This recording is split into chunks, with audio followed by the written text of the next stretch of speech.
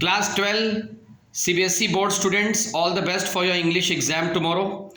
First of all, when it comes to grade 12, English paper has a standard.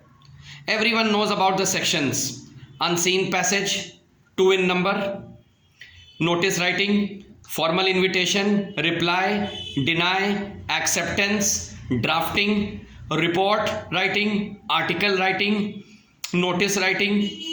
So all these sections are very familiar, but when it comes to literature, 40 marks, difficult.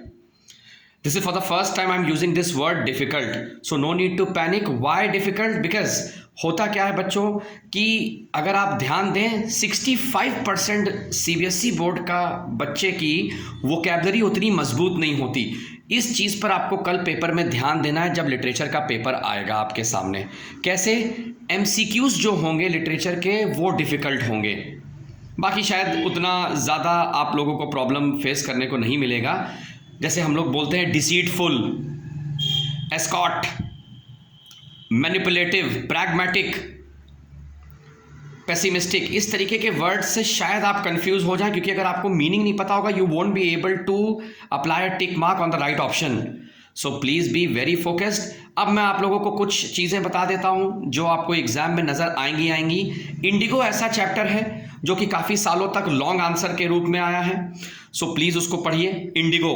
Number 2 tiger king, बहुत समय से चलता चला आ रहा है Tiger King. Number 3 Last Lesson या Lost Spring से एक कोई लॉन्ग आंसर आ सकता है. Number 4 mister Lamb and Derry. Number 5 Douglas that is Deep Water. Number 6 doctor Sadao. Now अब मैं 3 ऐसे चैप्टर्स का नाम लूंगा जो पहले डिलीटेड थे and they are very difficult. Number 1 interview, poet and pancakes and journey to the end of earth. ये आपको एक्सट्रैक्ट बेस्ड में या आपको लॉन्ग आंसर के रूप में आके डिस्टर्ब कर सकते हैं, क्योंकि बच्चे इनको बिल्कुल नहीं पढ़ते या अवॉइड करते हैं. रीडिंग करिए, चैप्टर समझ में आ जाएगा.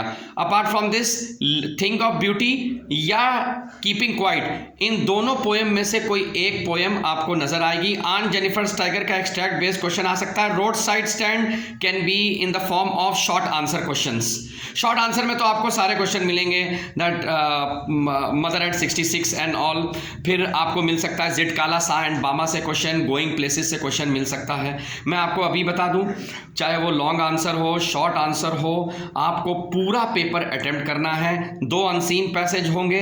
दोनों अनसीन पैसेज को आप सारे ऑप्शंस को ज़रूर करें, कोई भी ऑप्शन छोड़े नहीं, चाहे क्यों ना चॉइस भी आती है.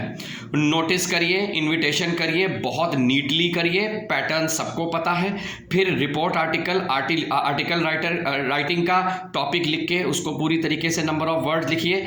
लॉन्ग आंसर 150 वर्ड्स मतलब 150 वर्ड्स में आपको लिखना ही लिखना है. जो मैंने चैप्टर्स बोले हैं वो देख लीजिएगा एक बार रिवर्स करके. आपको 10 मार्क्स मिल सकते हैं, क्योंकि 2 क्वेश्चंस आखिरी में आते हैं 5 मार्क्स के, वो भी चॉइस के साथ. All the best, do well.